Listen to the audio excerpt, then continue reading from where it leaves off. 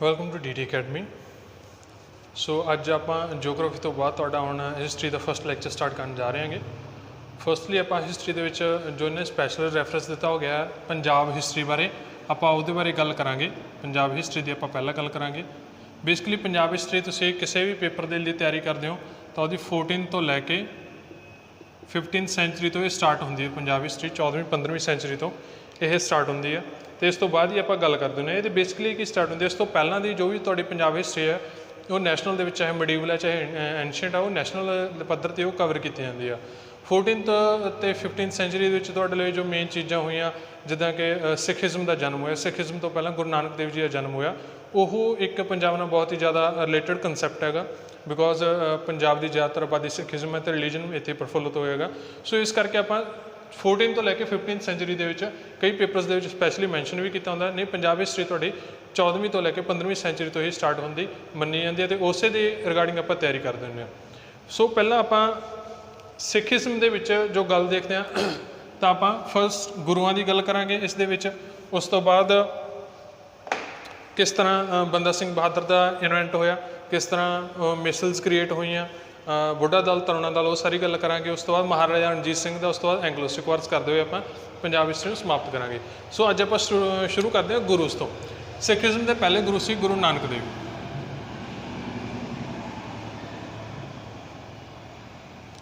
गुरु नानक देव जी का जन्म से जो 1469 ਨੂੰ ਰਾਏ ਭੋਏ की तलवंडी विखे होया 15 अप्रैल 1469 ਨੂੰ, जो कि अजकल ननकाना साहिब कहा जाता है। राय भोए की तलवंडी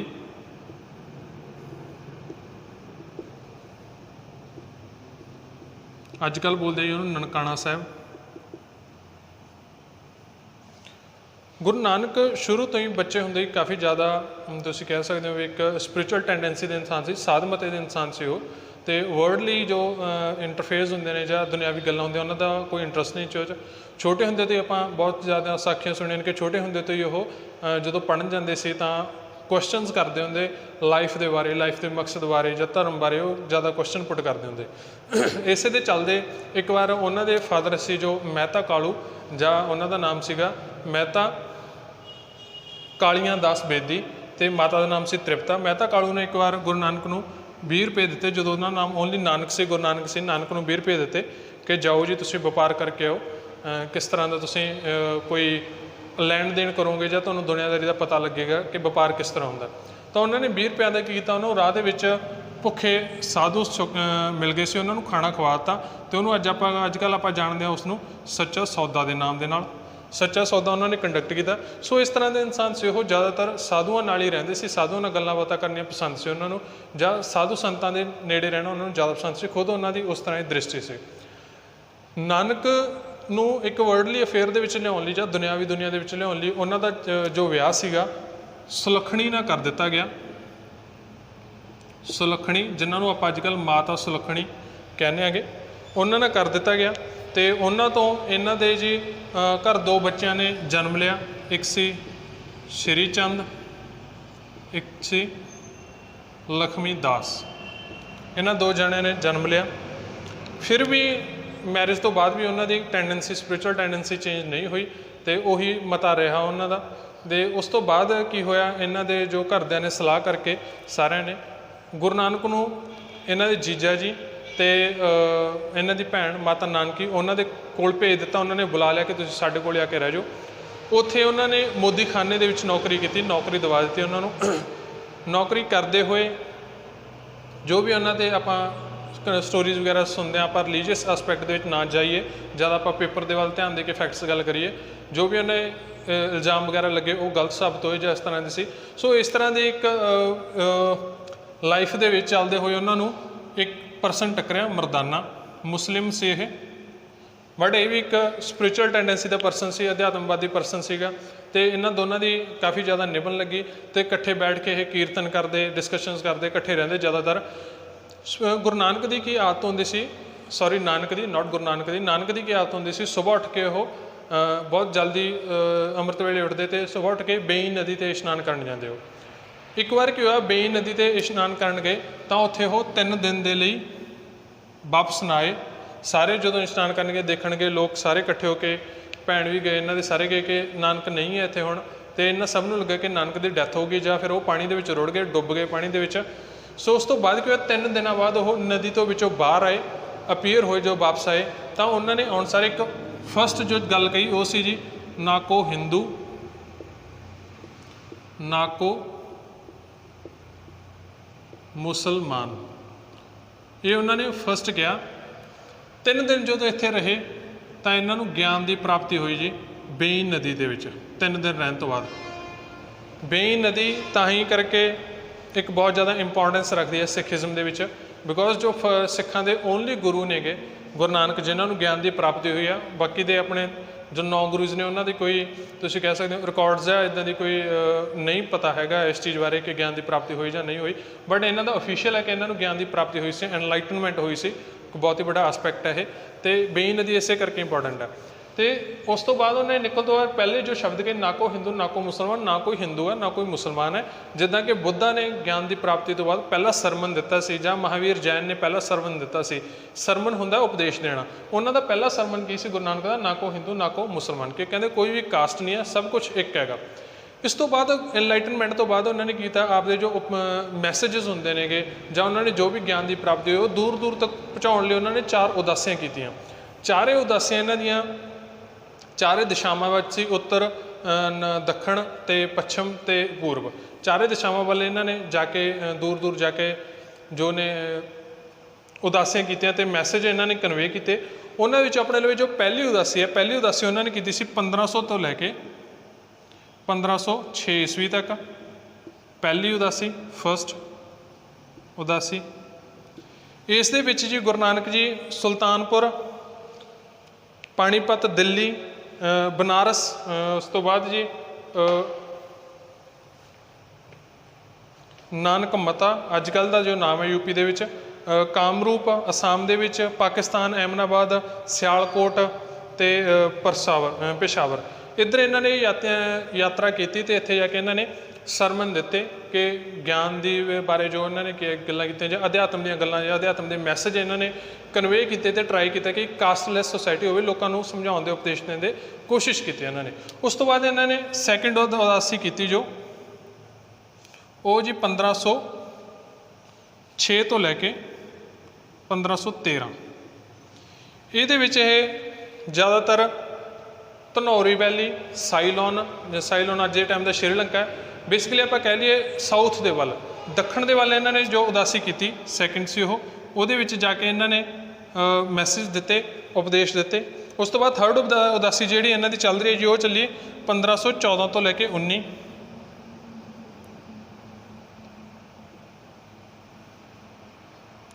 ਥਰਡ ਉਦਾਸੀ, ਇਸ ਦੇ ਵਿੱਚ ਜੀ ਗੁਰੂ ਨਾਨਕ ਦੇਵ ਜੀ ਕਸ਼ਮੀਰ, ਸੁਮੇਰ ਪਰਬਤ, ਨੇਪਾਲ, ਤਸਕਾਨ, ਸਿੱਕਿਮ, ਤਿੱਬਤ ਇੱਧਰਲੀ ਸਾਈਡ ਗਏ, ਬੇਸਿਕਲੀ ਪੂਰਬ ਸਾਈਡ ਦੇ ਵੱਲ। ਅਤੇ ਇਸੇ ਸਾਈਡ ਦੀ ਹਿਮਾਲਿਆਸ ਦੇ ਵਿੱਚ ਜਾਂਦੇ ਹੋਏ ਇਹਨਾਂ ਨੂੰ ਸਿੱਧਾਂ ਨਾਲ ਟੱਕਰੇ ਜਾਂ ਹਿਮਾਲਿਆ ਯੋਗੀ ਮਿਲੇ, ਉਹਨਾਂ ਨੇ ਡਿਸਕਸ਼ਨ ਕੀਤੀ ਅਤੇ ਉਸੇ ਦੇ ਬੇਸ 'ਤੇ ਇਹਨਾਂ ਨੇ ਬਾਣੀ ਦਰਜ ਕੀਤੀ ਸਿੱਧ ਗੋਸ਼ਟ। ਸੋ ਇਸ ਤੋਂ ਬਾਅਦ ਇਹਨਾਂ ਨੇ ਕੀਤੀ ਜੀ ਫੋਰਥ ਉਦਾਸੀ। ਫੋਰਥ ਅਤੇ ਇਹਨਾਂ ਦੀ ਲਾਸਟ ਉਦਾਸੀ ਸੀਗੀ 1519 ਤੋਂ ਲੈ ਕੇ 20 ਤੱਕ।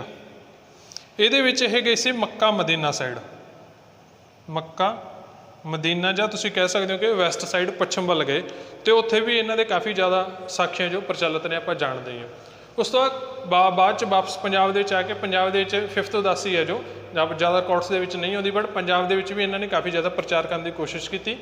ਅਤੇ ਇਹਨਾਂ ਨੇ ਉਸ ਤੋਂ ਬਾਅਦ ਕਰਤਾਰਪੁਰ ਵਿਖੇ ਸੈਟਲ ਹੋ ਕੇ ਲਾਹੌਰ ਦੇ ਵਿੱਚ ਪਾਕਿਸਤਾਨ ਦੇ ਵਿੱਚ ਸਿਟੀ ਇਹਨਾਂ ਨੇ ਫਾਊਂਡ ਕੀਤੀ ਸੀਗੀ, ਅੱਜ ਕੱਲ੍ਹ ਲਾਹੌਰ ਪਾਕਿਸਤਾਨ 'ਚ ਉਹ ਕਰਤਾਰਪੁਰ ਉਸ ਦਾ ਨੇਮ ਸੀ। ਉੱਥੇ ਸੈਟਲ ਹੋ ਕੇ ਖੇਤੀ ਵਗੈਰਾ ਕੀਤੀ ਅਤੇ ਉੱਥੇ ਜਿੰਨੇ ਵੀ ਇਹਨਾਂ ਨੂੰ ਮਿਲਣ ਆਉਂਦੇ ਉੱਥੇ ਇੰਟਰੋਡਿਊਸ ਕੀਤੀ ਇਹਨਾਂ ਨੇ, ਉਹਨੂੰ ਸਾਰਿਆਂ ਨੂੰ ਖਾਣਾ ਛਕਾਇਆ ਜਾਂਦਾ। ਜਿੰਨਾ ਵੀ ਕੋਈ ਇਕੱਠਾ ਹੁੰਦਾ ਕੁਛ ਕਹਿ ਲਓ ਦਾਨ ਵਗੈਰਾ ਜਾਂ ਮਨੀ ਵਗੈਰਾ, ਉਹਨੂੰ ਇਕੱਠਾ ਕਰਕੇ ਲੰਗਰ ਚੱਲਦਾ ਹੁੰਦਾ ਸੀ ਹਰ ਟਾਈਮ। ਜੋ ਵੀ ਇਹਨਾਂ ਨੂੰ ਕੋਈ ਮਿਲਣ ਆਉਂਦਾ ਉੱਥੇ ਫ੍ਰੀ ਦੇ ਵਿੱਚ ਸਭ ਨੂੰ ਲੰਗਰ ਛਕਾਇਆ ਜਾਂਦਾ ਸੀ, ਅਤੇ ਉੱਥੋਂ ਹੀ ਤੁਹਾਡੀ ਸਟਾਰਟ ਹੋਈ ਜੀ ਲੰਗਰ ਪ੍ਰਥਾ।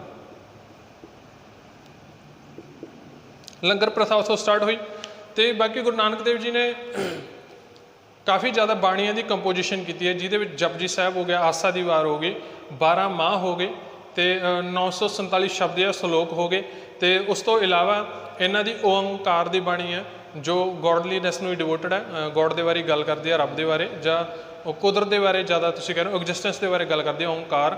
ਤੇ ਇੱਕ ਇਹਨਾਂ ਦੀ ਬਾਣੀ ਸੀਗੀ ਸਿੱਧ ਗੋਸ਼ਟ, ਜੋ ਹਿਮਾਲਿਆਜ਼ ਦੇ ਵਿੱਚ ਸਿੱਧਾਂ ਨੂੰ ਮਿਲੇ ਉਹਨਾਂ ਨਾਲ ਕੀ ਵਾਰਤਾਲਾਪ ਹੋਈ, ਕੀ ਡਿਸਕਸ਼ਨ ਹੋਈ। ਗੋਸ਼ਟ ਦਾ ਮਤਲਬ ਹੁੰਦਾ ਡਿਸਕਸ਼ਨ, ਉਹ ਸਿੱਧ ਗੋਸ਼ਟ ਦੇ ਨਾਮ ਦੀ ਬਾਣੀ ਦੇ ਹੇਠ ਦਰਜ ਹੈਗੀ ਜੀ। ਇਹ ਸੀਗੇ ਆਪਣੇ ਗੁਰੂ ਨਾਨਕ ਦੇਵ ਜੀ। ਬਾਕੀ ਜ਼ਿਆਦਾ ਇਹ ਪ੍ਰਚਲਿਤ ਹੈਗੇ ਨੇ, ਆਪਾਂ ਬਹੁਤ ਬਚਪਨ ਤੋਂ ਇਹਨਾਂ ਬਾਰੇ ਪੜ੍ਹਦੇ ਆਉਂਦੇ ਹੈਗੇ ਤੇ ਕਿਸ ਤਰ੍ਹਾਂ ਦੇ ਇਨਸਾਨ ਸੀ, ਕਿਸ ਤਰ੍ਹਾਂ ਦੀ, ਤੇ ਸਾਖੀਆਂ ਇਹਨਾਂ ਦੀਆਂ ਆਪਾਂ ਨੂੰ ਜ਼ਿਆਦਾ ਨੌਲੇਜ ਹੈ। ਇਸ ਕਰਕੇ ਆਪਾਂ ਇਹਨਾਂ ਦੇ ਜ਼ਿਆਦਾ ਡੀਪ 'ਚ ਨਹੀਂ ਜਾਵਾਂਗੇ, ਮੇਨ ਫੈਕਟ ਪਿਕ ਕਰਾਂਗੇ ਆਪਾਂ ਉਹਨਾਂ ਦੇ ਓਨਲੀ।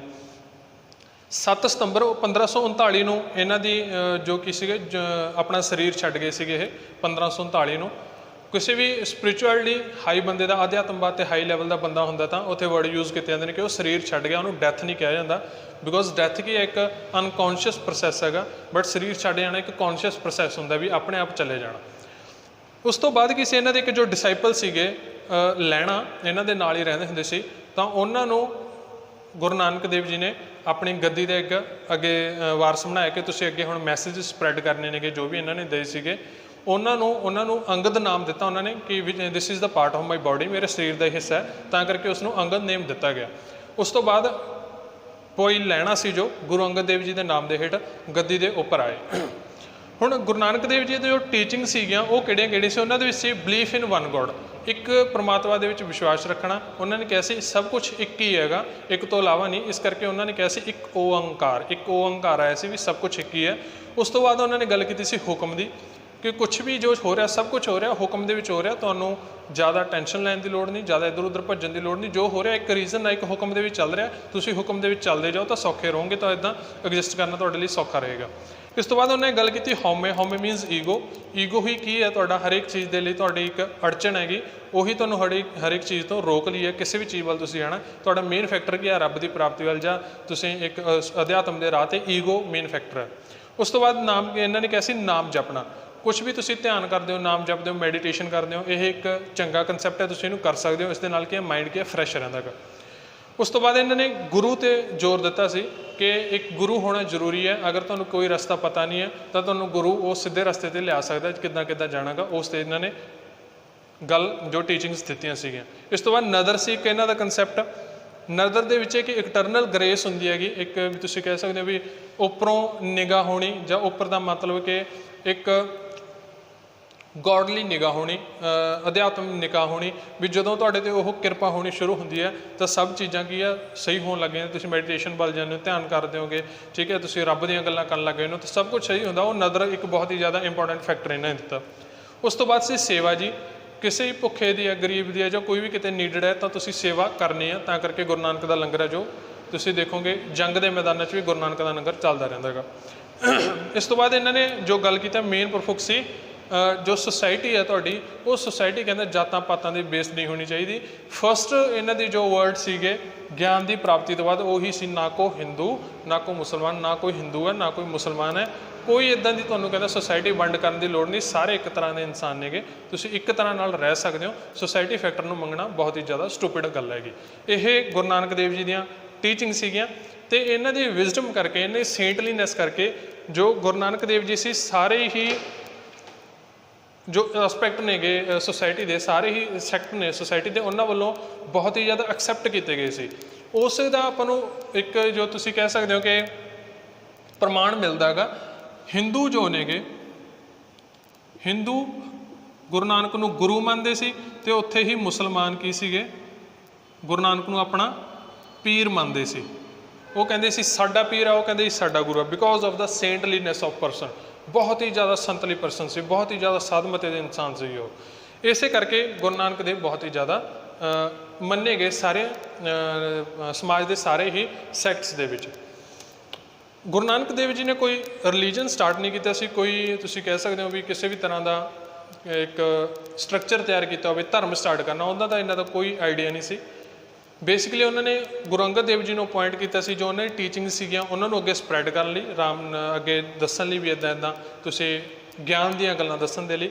ਇਹ ਸਾਰੀਆਂ ਸੈਕਸ਼ਨ ਇੱਦਾਂ ਚੱਲਦੇ ਰਹੇ, 5ਵੇਂ ਗੁਰੂ ਤੱਕ ਇੱਦਾਂ ਚੱਲਦੇ ਰਹੇ। ਬਟ 5ਵੇਂ ਗੁਰੂ ਦੀ ਡੈਥ ਤੋਂ ਬਾਅਦ, ਉਹਨਾਂ ਦੀ ਸ਼ਹੀਦੀ ਤੋਂ ਬਾਅਦ, ਜੋ ਉਹਨਾਂ ਦੇ ਬੇਟੇ ਹਰਗੋਬਿੰਦ, ਉਹਨਾਂ ਨੇ ਸਿੱਖੀਜ਼ਮ ਨੂੰ ਇੱਕ ਪੋਲੀਟੀਕਲ ਰਾਹ 'ਤੇ ਲਿਆ ਦਿੱਤਾ। ਜਦੋਂ ਉਹਨੇ ਅਕਾਲ ਤਖਤ ਨੂੰ ਉਸਾਰੀ ਕਰਵਾਈ ਅਤੇ ਜਦੋਂ ਉਹਨਾਂ ਨੇ ਮੀਰੀ ਪੀਰੀ ਦੀਆਂ ਤਲਵਾਰਾਂ ਪਹਿਨੀਆਂ ਤਾਂ ਉਹਨਾਂ ਨੇ ਇੱਕ ਪੋਲੀਟੀਕਲ ਆਇਡੈਂਟੀਟੀ, ਰਾਜਨੀਤਿਕ ਆਇਡੈਂਟੀਟੀ ਬਣਾ ਕੇ ਸਿੱਖੀਜ਼ਮ ਨੂੰ ਜੋ ਕੀ ਹੈ ਇੱਕ ਧਰਮ ਦਾ ਰੂਪ ਦੇਣਾ ਸ਼ੁਰੂ ਕਰ ਦਿੱਤਾ।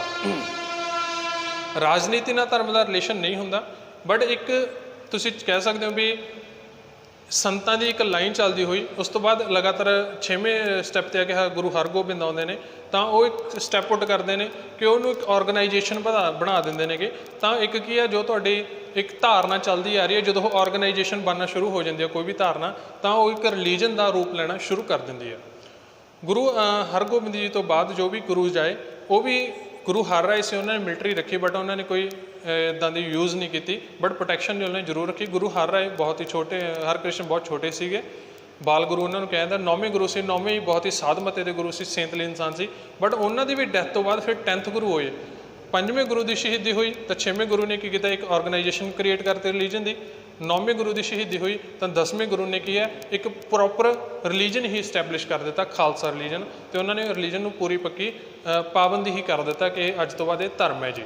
ਇਸ ਤਰ੍ਹਾਂ ਤੁਹਾਡਾ ਸਿੱਖੀਜ਼ਮ ਫਾਰਮ ਹੋਇਆ ਸਪਿਰਿਚੁਅਲਿਟੀ ਤੋਂ, ਬਟ ਸਪਿਰਿਚੁਅਲਿਟੀ ਦੇ ਚੱਲਦੇ ਹੋਏ ਜੋ ਮੌਕੇ ਦੇ ਹਾਲਾਤ ਬਣੇ, ਹਾਲਾਤਾਂ ਨਾਲ ਕੀ ਆ ਉਸ ਸਪਿਰਿਚੁਅਲ ਧਾਰਨਾ ਨੂੰ ਕੀ ਕਨਵਰਟ ਹੋਣਾ ਪਿਆ, ਅਤੇ ਉਹਦੇ ਨਾਲ ਚੱਲਦੇ ਹੋਏ ਅੱਗੇ ਦੇ ਜੋ ਸਕਸੈਸਰ ਆਏ ਉਹਨਾਂ ਨੇ ਇੱਕ ਪੱਕਾ ਪ੍ਰਬੰਧ ਕਰ ਦਿੱਤਾ ਇੱਕ ਰਿਲੀਜਨ ਬਣਾਉਣ ਦਾ। ਜਿੱਦਾਂ 6ਵੇਂ ਗੁਰੂ ਦੇ ਵੱਡੇ ਕੰਸੈਪਟ ਸੀਗੇ ਔਰਗਨਾਈਜੇਸ਼ਨ ਬਣਾਉਂਦੇ, 10ਵੇਂ ਗੁਰੂ ਦੇ ਕੰਸੈਪਟ ਆ ਗਏ ਖਾਲਸਾ ਪੰਥ ਸਾਜਣਾ ਦੇ, ਅਤੇ ਇੱਕ ਤਿਆਰ ਬਰ ਤਿਆਰ ਰਹਿਣ ਦੇ, ਕਹਿਣ ਦਾ ਭਾਵ ਕਿ ਇੱਕ ਪ੍ਰੋਟੈਕਟਿਵ ਸੰਤਾਂ ਤੋਂ ਲੈ ਕੇ ਇੱਕ ਵਾਰੀਅਰ ਕਲਾਸ ਕ੍ਰੀਏਟ ਕੀ ਹੋ ਗਈ ਤੁਹਾਡੀ ਸਿੱਖੀਜ਼ਮ ਦੀ। ਇਸ ਤਰ੍ਹਾਂ ਸਿੱਖੀਜ਼ਮ ਦਾ ਓਰੀਜਨ ਹੋਇਆ।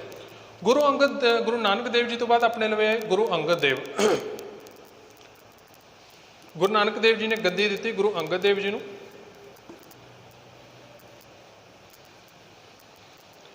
ਸੋ ਆਪਾਂ ਬੇਸਿਕਲੀ ਜਾਣ ਹੀ ਲੈ ਕੇ ਗੁਰੂ ਅੰਗਦ ਦੇਵ ਜੀ ਦਾ ਜੋ ਪਹਿਲਾ ਨਾਮ ਸੀਗਾ ਉਹ ਸੀ ਭਾਈ ਲਹਿਣਾ। ਡਿਸਾਈਪਲ ਸੀ, ਚੇਲੇ ਸੀ ਗੁਰੂ ਨਾਨਕ ਦੇਵ ਜੀ ਦੇ, ਉੱਥੇ ਰਹਿੰਦੇ ਸੀਗੇ। ਅਤੇ ਉਸ ਤੋਂ ਬਾਅਦ 31 ਮਾਰਚ 1504 ਨੂੰ ਇਹਨਾਂ ਦਾ ਕੀ ਹੈਗਾ ਜਨਮ ਹੋਇਆ ਸੀਗਾ। 1504 ਈਸਵੀ ਦੇ ਵਿੱਚ ਇਹਨਾਂ ਦਾ ਜਨਮ ਹੋਇਆ, ਅਤੇ ਇਹਨਾਂ ਦੇ ਜੋ ਫਾਦਰ ਸੀਗੇ ਤਰਹਾਨ ਖੱਤਰੀ ਸੀਗੇ ਕਾਸਟ ਤੋਂ ਲੈ ਕੇ, ਅਤੇ ਉਹਨਾਂ ਦਾ ਨਾਮ ਸੀ ਭਾਈ ਫੇਰੂ। ਇੱਕ ਉਹ ਜੋ ਇਹਨਾਂ ਦੇ ਸਪਾਊਸ ਸੀ, ਕਹਿੰਦਾ ਭਾਵ ਜੋ ਇਹਨਾਂ ਦੀ ਵਾਈਫ ਸੀ, ਉਹਨਾਂ ਦਾ ਨਾਮ ਸੀਗਾ ਬੀਬੀ ਖੀਵੀ, ਜਿਨ੍ਹਾਂ ਨਾਲ ਇਹਨਾਂ ਦੀ ਮੈਰਿਜ ਹੋਈ। ਉਸ ਤੋਂ ਬਾਅਦ ਜੀ ਗੁਰੂ ਨਾਨਕ ਦੇਵ ਜੀ ਦੇ 20s ਦੀ ਲਾਈਨ ਦੇ ਵਿੱਚ ਆ ਕੇ ਵੀ ਉਮਰ ਦੇ ਵਿੱਚ ਆ ਕੇ ਜੇ 25, 26, 27, 28 ਸਾਲ ਦੀ ਉਮਰ ਦੇ ਵਿੱਚ ਆ ਕੇ ਇਹ ਗੁਰੂ ਨਾਨਕ ਦੇਵ ਜੀ ਦੇ ਡਿਸਾਈਪਲ ਬਣ ਗਏ ਜਾਂ ਚੇਲੇ ਬਣ ਗਏ। ਪਹਿਲਾਂ ਇਹ ਗੁਰੂ ਅੰਗਦ ਦੇਵ ਜੀ ਦੁਰਗਾ ਦੀ ਪੂਜਾ ਕਰਦੇ ਹੁੰਦੇ ਜੀ, ਬਟ ਉਸ ਤੋਂ ਬਾਅਦ ਗੁਰੂ ਨਾਨਕ ਦੇਵ ਜੀ ਨੂੰ ਮਿਲਣ ਜਾ ਰਿਹਾ ਕੋਈ ਜਥਾ ਸੀਗਾ, ਉਹਨਾਂ ਨਾਲ ਰਲ ਕੇ ਜਦੋਂ ਇਹਨਾਂ ਨੂੰ ਮਿਲੇ ਤਾਂ ਇਹਨਾਂ ਦੇ ਹੀ ਉਹ ਡਿਸਾਈਪਲ ਬਣ ਗਏ। ਫਿਰ ਉਸ ਤੋਂ ਬਾਅਦ ਗੁਰੂ ਨਾਨਕ ਦੇਵ ਜੀ ਨੇ ਇਹਨਾਂ ਨੂੰ 1539 ਦੇ ਵਿੱਚ ਗੱਦੀ ਦੇ ਦਿੱਤੀ। ਗੱਦੀ 'ਤੇ ਆਉਣ ਤੋਂ ਬਾਅਦ ਗੁਰੂ ਅੰਗਦ ਦੇਵ ਜੀ ਨੇ ਕੀ ਕੀਤਾ, ਇੱਕ ਨਵਾਂ ਟਾਊਨ ਕੀ ਹੈ ਉਹ ਫਾਊਂਡ ਕੀਤਾ ਜਾਂ ਵਸਾਇਆ, ਜਿਸ ਨੂੰ ਖਡੂਰ ਕਹਿੰਦੇ ਸੀ, ਅਤੇ ਅੱਜ ਕੱਲ੍ਹ ਉਹਨੂੰ ਜਾਣਿਆ ਜਾਂਦਾ ਜੀ ਖਡੂਰ ਸਾਹਿਬ ਦੇ ਨਾਲ, ਇਹ ਨਾਮ ਦੇ ਨਾਲ ਜਾਣਿਆ ਜਾਂਦਾ। ਇਹ ਇਹਨਾਂ ਨੇ ਨਵਾਂ ਇੱਕ ਟਾਊਨ ਵਸਾਇਆ, ਅਤੇ ਉਸ ਤੋਂ ਬਾਅਦ ਇਹਨਾਂ ਨੇ ਗੁਰੂ ਨਾਨਕ ਦੇਵ ਜੀ ਦੀਆਂ ਜਿੰਨੀਆਂ ਵੀ ਲਿਖੀਆਂ ਹੋਈਆਂ ਲਿਖਤਾਂ ਸੀਗੀਆਂ ਜਾਂ ਜਿੰਨੇ ਵੀ ਉਹਨਾਂ ਦੀ ਬਾਣੀ ਲਿਖੀ ਹੋਈ ਸੀ ਉਹਨੂੰ ਕਲੈਕਟ ਵੀ ਕਰਵਾਇਆ ਗੁਰੂ ਅੰਗਦ ਦੇਵ ਜੀ ਨੇ। ਅਤੇ ਉਸ ਤੋਂ ਬਾਅਦ ਇਹਨਾਂ ਨੇ ਇੱਕ ਹੋਰ ਚੀਜ਼ ਕੀਤੀ ਕਿ ਜੋ ਗੁਰਮੁਖੀ ਲਿਪੀ ਸੀ, ਗੁਰਮੁਖੀ ਲਿਪੀ ਦੇ ਵਿੱਚ ਇਹਨਾਂ ਨੇ ਸੁਧਾਰ ਕੀਤਾ।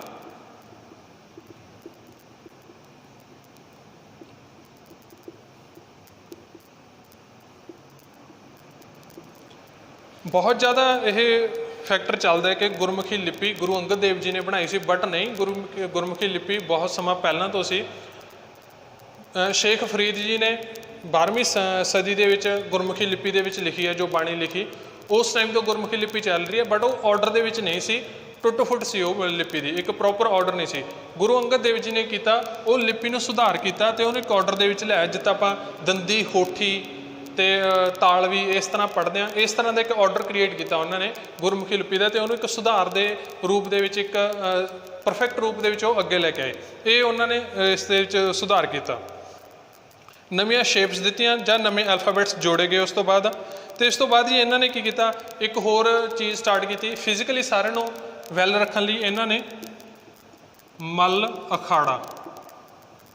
ਮੱਲ ਅਖਾੜਾ ਦੀ ਸ਼ੁਰੂਆਤ ਕੀਤੀ। ताकि सारे जाने की है फिजिकली वैल रहन ते अपनी सेहत वाल भी ध्यान देण। उस तो बाद जी इन्होंने भाई बाला जी तो गुरु नानक देव जी के लाइफ फैक्ट्स ले भी किस तरह गए सी, जां लाइफ स्टोरीज जन्म साखी सीगियां वो सारियां इन्होंने लैतियां। तो जो गुरु नानक देव जी सारे पहले आपां नूं जन्म साखी मिलती है गुरु अंगद देव जी ने ही कलैक्ट करवाई सी, उहदा नाम हैगा भाई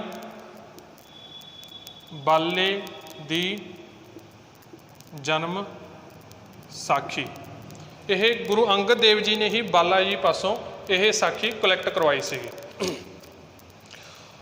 इस तो बाद जी जो एक प्रथा अपने को चल रही सी, आपां देखिया गुरु नानक दे टाइम जी तो शुरू हो गई सी गुरु का लंगर, उन्होंने इन्हां ने गुरु के लंगर नूं बहुत ही ज़्यादा एक इंपॉर्टेंस के नाल एक इंपॉर्टेंस देने एक मेन चीज़ बनाया, तो उन्होंने ताकतवर एंटिटी क्रिएट किया भी यह चीज़ होनी चाहिए है तो अज तो बाद यह रुकनी नहीं चाहिए।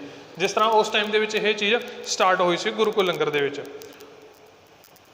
इस तो बाद जी एक बार कहते हैं कि गुरु अंगद देव जी को मिलने के लिए 1540 दे विच हिमायूं भी इन्हां नूं मिलने के लिए आया सी गुरु अंगद देव जी नूं। इस तो बाद अंगद देव जी ने अमरदास जो इन्हां दे चेले सी 73 साल की उम्र का एक चेला सी अमरदास, उन्होंने गुरता गद्दी अगे सौंप दी तो खडूर साहब विखे 1552 दे विच खडूर साहब विखे इन्हां दी की है जी डैथ हो गई जां ज्योति जोत समा गए 1552 दे विच। अगे इन्होंने अपॉइंट कर दिता अमरदास नूं जी। इन्हां दा जन्म जो होया सीगा 1504 दे विच मत्ते की सराय मुक्तसर डिस्ट्रिक्ट दे विच होया सीगा। ते बेटे दा इन्हां दे नाम दस्सू ते दत्तू सीगा, एक बेटी सी उन्हां दा नाम सी अमरो। इस तो बाद गल करते हैं जी आपां गुरु अमरदास दी। गुरु अमरदास जी का जन्म 1479 यह होया सी बासर के विखे, बासर के इत्थे इन्हां दा जन्म होया अमृतसर डिस्ट्रिक्ट पाया जाता है। फादर का नाम से इन्हां दे तेजभान, तेजभान जी बोलिया जाता अजकल तेजभान, ते माता का नाम सी बख्त, माता बख्त। इस तो बाद इन्हें जो वाइफ सीगी स्पाउस मनसा देवी। गुरु अमरदास जी भी एक तुसीं कह सकते हो हिंदू सैक्ट नूं मानते सी, उन्होंने इन्हां दे ज़्यादा ध्यान सी, बट गुरु अंगद देव जी नूं मिलण तो बाद एक ये उन्होंने चेले बन गए सी, जिस तरह गुरु अंगद देव जी होए सीगे गुरु नानक देव जी के। उस तो बाद स्पाउस सी इन्हां दे मनसा देवी, तो इन्हां दे जो बेटे सी ती उन्हां दा नाम सी मोरी एंड मोहन, तो डॉटर सी इन्हां दा नाम सी दानी ते भानी। ये दो इन्हां दी डॉटर सीगियां। गुरता गद्दी इन्हां नूं मिली 1552 दे विच, ते कदों तक रहे गुरता गद्दी से 1574 तक। इन्होंने जी एक नवी प्रथा स्टार्ट की सी गुरु अमरदास जी ने। गुरु अमरदास जी ने की किया, काफ़ी बिरध शरीर से इन्हों का, काफ़ी वड्डी उम्र दे सी। सो इन्होंने मंजी सिस्टम स्टार्ट कर दिता सी। मंजी सिस्टम की सीगा, मंजी प्रथा। मंजी प्रथा की सी, उस दे विच की सी अलग अलग इलाकों के अलग अलग इन्होंने अपॉइंट कर देते सी एक जो मैसेज कन्वे कर ली जा टीचिंग्स गुरु दियां ने सिक्ख्यावां नूं दस्सण दे लिए अलग अलग इन्हें अपॉइंट रख देते सी। तुसीं अगे समझाओगे इदां दा करना भी ये कह के गए सी गुरु, तुसीं अगे जाके प्रचार करोगे गुरु नानक दी बाणी दा। उन्होंने ये चीज़ की, यह प्रथा नूं आपां बोलदे हां मंजी प्रथा। उन्होंने उसके उत्ते अपॉइंट किए जो अगे जाके मैसेज कन्वे करनगे। इस तो बाद इन्होंने एक टाउन कंस्ट्रक्ट करवाया, टाउन का भाव एक शहर बनवाया इन्होंने गोविंदवाल। गुरु अमरदास जी के फैक्टर दे विच आपां गल करिए तो गोविंदवाल एक इंपॉर्टेंट नेम अपने लवे आउंदा हैगा, तरनतारन डिस्ट्रिक्ट दे विच पाया जाता है। तो उत्थे 84 पौड़ियां दी बौली भी बनवाई इन्होंने।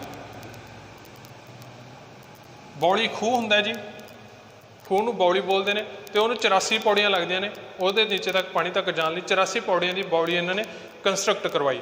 इस तो बाद इन्हां दी बाणी की गल करिए तो मोस्ट फेमस इन्हां दी जो बाणी आप सब नूं पता ही है आनंद साहब, उन्हां दी कंपोजिशन इन्होंने की। आनंद साहब गुरु अमरदास जी। बाकी इन्हां दे श्लोक वगैरह हो गए जां एक अलग अलग रागां दे विच इन्हें श्लोक ने, वो भी काफ़ी ज़्यादा अपने लवे बाणी इन्हां दी आउंदी हैगी जी। इस तो बाद इन्होंने जो अपने लवे गुरु का लंगर प्रथा चल ही रही सी, ਥਰਡ ਸੈਕੰਡ ਗੁਰੂ ਤੱਕ ਵੀ ਉਹਨੇ ਸਟਰੈਂਥਨ ਕਰਦਾ ਸੀ। ਥਰਡ ਗੁਰੂ ਨੇ ਕੀ ਕੀਤਾ, ਇੱਥੇ ਆ ਕੇ ਉਹਨਾਂ ਨੇ ਕਹਿਤਾ ਪਹਿਲਾਂ ਪੰਗਤ ਫਿਰ ਸੰਗਤ। ਇਹਨਾਂ ਨੇ ਇਹ ਚੀਜ਼ ਲਾਜ਼ਮੀ ਕਰ ਦਿੱਤੀ, ਕਹਿੰਦੇ ਅਗਰ ਤੁਸੀਂ ਸਾਨੂੰ ਮਿਲਣ ਆਉਣਾ ਗਾ ਤਾਂ ਪਹਿਲਾਂ ਤੁਹਾਨੂੰ ਲੰਗਰ ਛਕਣਾ ਪਊਗਾ, ਫਿਰ ਤੁਸੀਂ ਸਾਡੇ ਨਾਲ ਮਿਲ ਸਕਦੇ ਹੋ ਆ ਕੇ। ਸੋ ਇਹਨਾਂ ਨੇ ਉਸ ਜੋ ਆਪਣੇ ਲਵੇ ਲੰਗਰ ਪ੍ਰਥਾ ਇੱਕ ਚੱਲ ਰਹੀ ਸੀ ਉਹਨੂੰ ਹੋਰ ਵੀ ਜ਼ਿਆਦਾ ਸਟਰੈਂਥਨ ਕਰ ਦਿੱਤਾ, ਮਜ਼ਬੂਤ ਕਰ ਦਿੱਤਾ ਕਿ ਲੰਗਰ ਪ੍ਰਥਾ ਇੱਥੇ ਇੱਕ ਹੋਰ ਨਿਖਰਵੇਂ ਰੂਪ ਦੇ ਵਿੱਚ ਆਈ ਕਿ ਅਗਰ ਤੁਸੀਂ ਗੁਰੂ ਨੂੰ ਮਿਲਣ ਆ ਰਹੇ ਹੋ ਤਾਂ ਪਹਿਲਾਂ ਤੁਹਾਨੂੰ ਲੰਗਰ ਛਕਣਾ ਪਏਗਾ, ਫਿਰ ਤੁਸੀਂ ਜਾ ਕੇ ਉਹਨਾਂ ਨੂੰ ਮਿਲ ਸਕਦੇ ਹੋ। ਸੋ ਬੇਸਿਕਲੀ ਇਹ ਗੁਰੂ ਕਾ ਲੰਗਰ ਦਾ ਜੋ ਕਨਸੈਪਟ ਸੀ ਉਹ ਪੀੜ੍ਹੀ ਦਰ ਪੀੜ੍ਹੀ ਵੱਧਦਾ ਗਿਆ ਅਤੇ ਕਾਫੀ ਜ਼ਿਆਦਾ ਮਜ਼ਬੂਤ ਹੁੰਦਾ ਗਿਆ। ਇਹਨਾਂ ਦੇ ਟਾਈਮ ਦੇ ਵਿੱਚ ਅਕਬਰ ਜੋ ਕੀ ਸੀਗਾ ਕੰਟੈਂਪਰੇਰੀ ਰਾਜਾ ਸੀ, ਉਹਨਾਂ ਦੇ ਟਾਈਮ ਦਾ ਰਾਜਾ ਸੀ ਜੋ ਹੁੰਦਾ ਸੀ। ਇੱਕ ਵਾਰ ਕਹਿੰਦੇ ਅਕਬਰ ਨੇ ਆਪਣੇ ਜੋ ਕੀ ਹੁੰਦੇ ਆ ਅੰਬੈਸਡਰ ਵੀ ਭੇਜੇ ਸੀ, ਇੱਕ ਵਾਰ ਖੁਦ ਵੀ ਅਕਬਰ ਮਿਲਣ ਆਇਆ ਸੀ ਗੁਰੂ ਜੀ ਨੂੰ, ਅਤੇ ਉਸ ਨੂੰ ਵੀ ਕਹਿੰਦੇ ਪਹਿਲਾਂ ਲੰਗਰ ਛਕਾਉਣਾ ਪਿਆ, ਪੰਗਤ 'ਚ ਬੈਠ ਕੇ ਉਹ ਅਕਬਰ ਨੇ ਲੰਗਰ ਛਕਿਆ ਅਤੇ ਉਸ ਤੋਂ ਬਾਅਦ ਉਹ ਗੁਰੂ ਜੀ ਨੂੰ ਮਿਲਿਆ, ਮੀਨਜ਼ ਉਸ ਤੋਂ ਬਾਅਦ ਉਹਨੇ ਸੰਗਤ ਕੀਤੀ। ਅਕਬਰ ਇੱਕ ਬਹੁਤ ਹੀ ਜ਼ਿਆਦਾ ਸੁਲਝਿਆ ਹੋਇਆ ਅਤੇ ਸੂਝਵਾਨ ਵਿਅਕਤੀ ਸੀ ਅਤੇ ਇੰਡੀਪੈਂਡੈਂਟ ਸੀ ਰਿਲੀਜੀਅਸ ਆਰਥੋਡੋਕਸੀ ਤੋਂ, ਅਤੇ ਸਾਰੇ ਰਿਲੀਜਨ ਦੀ ਰਿਸਪੈਕਟ ਵੀ ਕਰਦਾ ਸੀ। ਉਹਨੇ ਵੀ ਇਸ ਤਰ੍ਹਾਂ ਹੀ ਕੀਤਾ, ਪਹਿਲਾਂ ਪੰਗਤ ਕੀਤੀ ਉਸ ਤੋਂ ਬਾਅਦ ਸੰਗਤ ਕੀਤੀ ਜੀ ਉਸਨੇ। ਇਸ ਤੋਂ ਬਾਅਦ ਇਹਨਾਂ ਨੇ ਜੋ ਸਕਸੈਸਰ ਆਪਦੇ ਸਟੈਬਲਿਸ਼ ਕੀਤੇ ਉਹ ਸੀਗੇ ਭਾਈ ਜੇਠਾ ਜੀ। ਭਾਈ ਜੇਠਾ ਜੀ ਇਹਨਾਂ ਦੇ ਜੋ ਕਿ ਸੀ ਜਵਾਈ ਲੱਗਦੇ ਸੀਗੇ, ਇਹਨਾਂ ਦੇ ਨਾਲ ਹੀ ਰਹਿੰਦੇ ਸੀਗੇ, ਜਿਨ੍ਹਾਂ ਨੂੰ ਆਪਾਂ ਬਾਅਦ ਦੇ ਵਿੱਚ ਜਾਣਿਆ ਰਾਮਦਾਸ। 1574 ਦੇ ਵਿੱਚ ਇਹ ਆਪਣਾ ਸਰੀਰ ਕੀ ਸੀ ਜਾਂ ਛੱਡ ਗਏ ਜਾਂ ਡੈਥ ਹੋ ਗਈ ਇਹਨਾਂ ਦੀ, ਅਤੇ 1574 ਦੇ ਵਿੱਚ ਇਹ ਜੋਤੀ ਜੋਤ ਸਮਾ ਕੇ ਗੋਬਿੰਦਵਾਲ ਦੇ ਵਿੱਚ। ਇਸ ਤੋਂ ਬਾਅਦ ਆਪਣੇ ਲਈ ਇੰਪੋਰਟੈਂਟ ਨਾਮ ਆਉਂਦਾ ਜੀ ਸਿੱਖੀਜ਼ਮ ਦੇ ਲਈ, ਉਹ ਹੈਗਾ ਭਾਈ ਜੇਠਾ ਜੀ, ਜੋ ਕਿ ਗੁਰਤਾ ਗੱਦੀ 'ਤੇ ਆਉਣ ਤੋਂ ਬਾਅਦ ਉਹ ਬਣ ਗਏ ਸੀਗੇ ਗੁਰੂ ਰਾਮਦਾਸ। ਗੁਰੂ ਰਾਮਦਾਸ ਬਹੁਤ ਹੀ ਜ਼ਿਆਦਾ ਸਾਧਮਤੇ ਦੇ ਅਤੇ ਸੇਂਟਲੀ ਇਨਸਾਨ ਤੁਸੀਂ ਕਹਿ ਸਕਦੇ ਹੋ, ਇੱਕ ਨਿਮਰਤਾ ਦੇ ਪੁੰਜ ਤੁਸੀਂ ਉਹਨਾਂ ਨੂੰ ਆਖ ਸਕਦੇ ਹੋਗੇ, ਇਸ ਤਰ੍ਹਾਂ ਦੇ ਇਨਸਾਨ ਸੀ। ਇਹਨਾਂ ਦਾ ਟਾਈਮ ਪੀਰੀਅਡ ਹੈ 1534 ਤੋਂ ਲੈ ਕੇ 1581। 24 ਸਤੰਬਰ 1534 ਨੂੰ ਸੋਢੀ ਫੈਮਿਲੀ ਦੇ ਵਿੱਚ, ਸੋਢੀ ਇਹਨਾਂ ਦੀ ਜੋ ਫੈਮਿਲੀ ਸੀਗੀ, ਬਾਣੀ ਦੇ ਵਿੱਚ ਵੀ ਇਹ ਸ਼ਬਦ ਆਉਂਦਾ ਸੋਢੀ ਪਾਤਸ਼ਾਹ, ਇਹ ਫੈਮਿਲੀ ਸੀ ਚੂਨਾ ਮੰਡੀ ਲਾਹੌਰ ਦੇ ਵਿੱਚ, ਉੱਥੇ ਇਹਨਾਂ ਦਾ ਜਨਮ ਹੋਇਆ ਜੀ। ਇਹਨਾਂ ਦੇ ਜੋ ਫਾਦਰ ਸੀ ਉਹਨਾਂ ਦਾ ਨਾਮ ਸੀ ਹਰੀਦਾਸ ਅਤੇ ਮਾਤਾ ਦਾ ਨਾਮ ਸੀ ਦਇਆ। 7 ਸਾਲ ਦੀ ਉਮਰ ਦੇ ਵਿੱਚ ਹੀ ਇਹਨਾਂ ਦੇ ਜੋ ਦੋਨੋਂ ਪੇਰੈਂਟਸ ਸੀਗੇ ਉਹ ਲੋਸਟ ਹੋ ਗਏ, ਉਹਨਾਂ ਦੀ ਡੈਥ ਹੋ ਗਈ, ਅਤੇ ਉਸ ਤੋਂ ਬਾਅਦ ਇਹ ਆਪਣੇ ਜੋ ਦਾਦੀ ਸੀ ਉਹਦੇ ਨਾਲ ਬਾਸਰਕੇ ਵਿਖੇ ਰਹਿਣ ਲੱਗੇ, ਜਿੱਥੇ ਆਪਾਂ ਗੁਰੂ ਅਮਰਦਾਸ ਜੀ ਨੂੰ ਦੇਖਿਆ ਸੀਗਾ, ਬਾਸਰਕੇ ਰਹਿਣ ਲੱਗੇ। ਅਤੇ ਇੱਕ ਵਾਰ ਬਾਸਰਕੇ ਤੋਂ ਕੀ ਸੀ ਜਥਾ ਜਾ ਰਿਹਾ ਸੀ ਗੁਰੂ ਅਮਰਦਾਸ ਜੀ ਨੂੰ ਮਿਲਣ ਦੇ ਲਈ, ਅਤੇ ਇਹ ਬਾਸਰਕੇ ਰਹਿੰਦੇ ਹੁੰਦੇ, ਉੱਥੇ ਘੁੰਗਣੀਆਂ ਵੇਚਦੇ ਹੁੰਦੇ, ਛੋਲਿਆਂ ਦੀਆਂ ਘੁੰਗਣੀਆਂ ਹੁੰਦੀਆਂ, ਉਹ ਵੇਚ ਕੇ ਗੁਜ਼ਾਰਾ ਕਰਦੇ ਹੁੰਦੇ।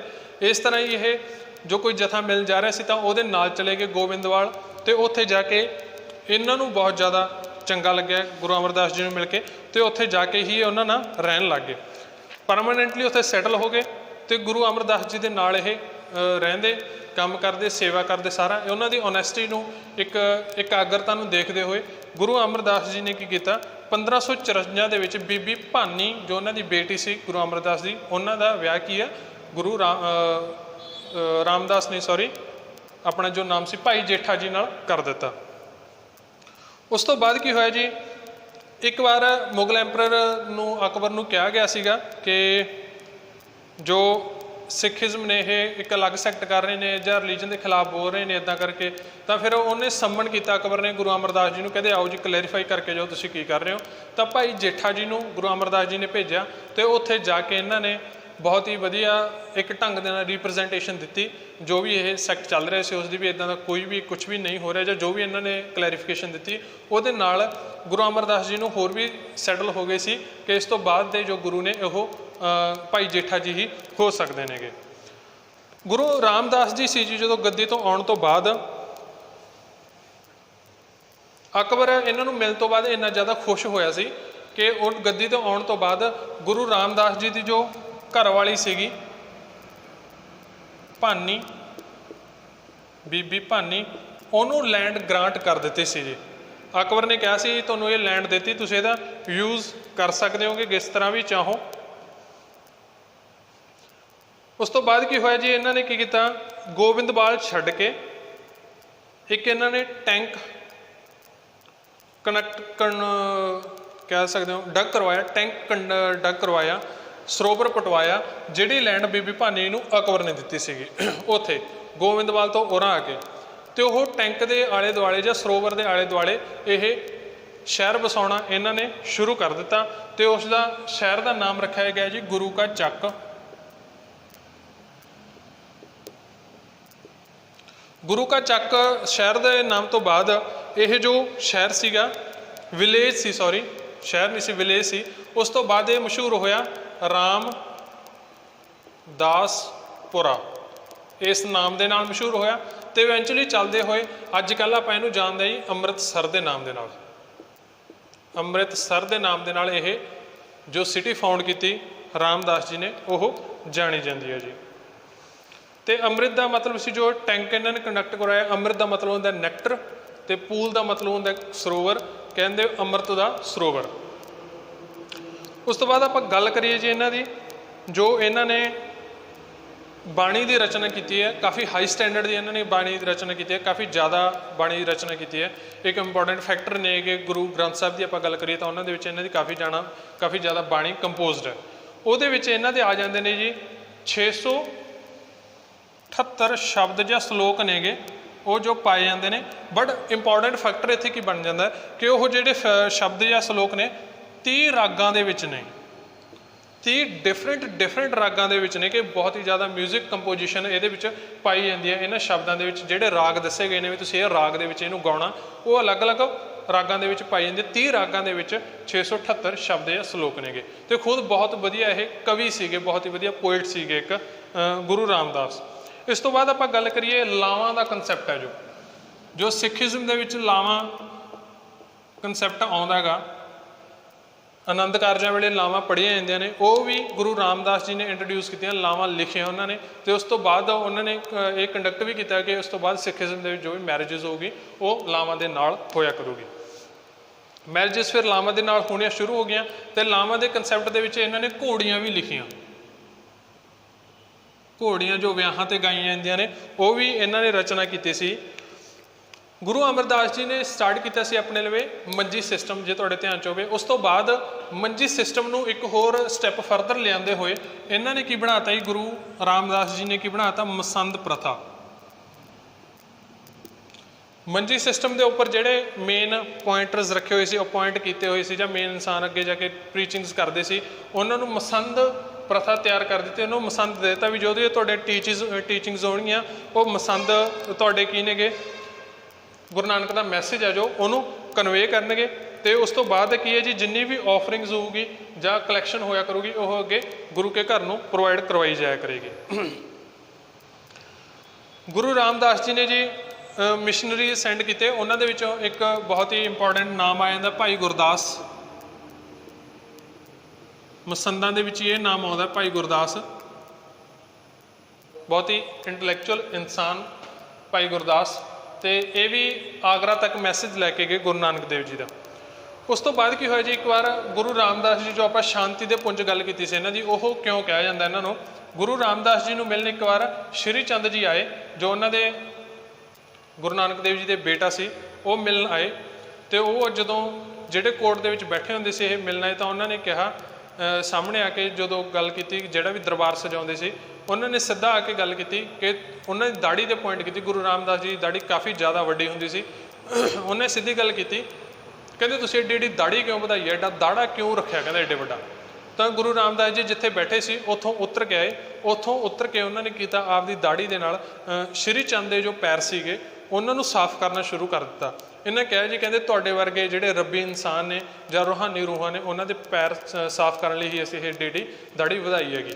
ਉਸ ਤੋਂ ਬਾਅਦ ਸ਼੍ਰੀ ਚੰਦ ਬਹੁਤ ਜ਼ਿਆਦਾ ਖੁਸ਼ ਹੋਇਆ ਤੇ ਉਹਨੂੰ ਲੱਗਿਆ ਕਿ ਜੋ ਗੁਰੂ ਨਾਨਕ ਦੀ ਇੱਕ ਜੋ ਇਹਦੇ ਪਿਤਾ ਦੀ ਟੀਚਿੰਗ ਸੀਗੀਆਂ ਜਾਂ ਮੈਸੇਜ ਸੀ ਉਹ ਲਾਈਨ ਸਹੀ ਢੰਗ ਨਾਲ ਜਾਰੀ ਹੈ ਤੇ ਸਹੀ ਲੋਕਾਂ ਦੇ ਹੱਥ ਦੇ ਵਿੱਚ ਹੀ ਹੈ ਜੋ ਉਹ ਮੈਸੇਜ ਨੂੰ ਕਨਵੇ ਕਰ ਰਹੇ ਨੇਗੇ। ਇਸੇ ਕਰਕੇ ਇਹਨਾਂ ਨੂੰ ਬਹੁਤ ਹੀ ਜ਼ਿਆਦਾ ਇੱਕ ਨਿਮਰਤਾ ਦੇ ਪੁੰਜ ਜਾਂ ਸੰਤਲੀ ਇਨਸਾਨ ਕਿਹਾ ਜਾਂਦਾ, ਬਹੁਤ ਹੀ ਜ਼ਿਆਦਾ ਸੰਤ ਸੁਭਾਅ ਦੇ ਇਨਸਾਨ ਸੀਗੇ ਇਹ। ਇਸ ਤੋਂ ਬਾਅਦ ਜੀ ਗੁਰੂ ਰਾਮਦਾਸ ਜੀ ਕੀ ਨੇ ਅੰਮ੍ਰਿਤਸਰ ਨੂੰ ਛੱਡ ਕੇ ਜਾਂ ਰਾਮਦਾਸਪੁਰਾ ਨੂੰ ਛੱਡ ਕੇ ਗੋਇੰਦਵਾਲ ਵਿਖੇ ਵਾਪਸ ਆ ਗਏ ਅਤੇ ਉੱਥੇ ਹੀ ਇਹਨਾਂ ਦੀ 1581 ਦੇ ਵਿੱਚ ਡੈਥ ਹੋ ਗਈ ਸੀਗੀ। ਜੋਤੀ ਜੋਤ ਸਮਾ ਗਏ 1581 ਦੇ ਵਿੱਚ। ਅਤੇ ਉਸ ਤੋਂ ਪਹਿਲਾਂ ਡੈਥ ਹੋਣ ਤੋਂ ਪਹਿਲਾਂ ਇਹਨਾਂ ਨੇ ਆਪਣੇ ਸਭ ਤੋਂ ਛੋਟੇ ਬੇਟੇ ਅਰਜਨ ਦੇਵ ਨੂੰ ਕੀ ਸੀਗੀ ਅੱਗੇ ਸਕਸੈਸਰ ਬਣਾਇਆ ਤਾਂ ਅਰਜਨ ਦੇਵ ਨੂੰ ਗੁਰਤਾ ਗੱਦੀ ਦੇ ਦਿੱਤੀ ਗੁਰੂ ਰਾਮਦਾਸ ਜੀ ਨੇ। ਇਹਨਾਂ ਦੇ ਵਿੱਚ ਜੋ ਆਪਾਂ ਮੇਨ ਫੈਕਟਰ ਦੇਖ ਸਕਦੇ ਹਾਂਗੇ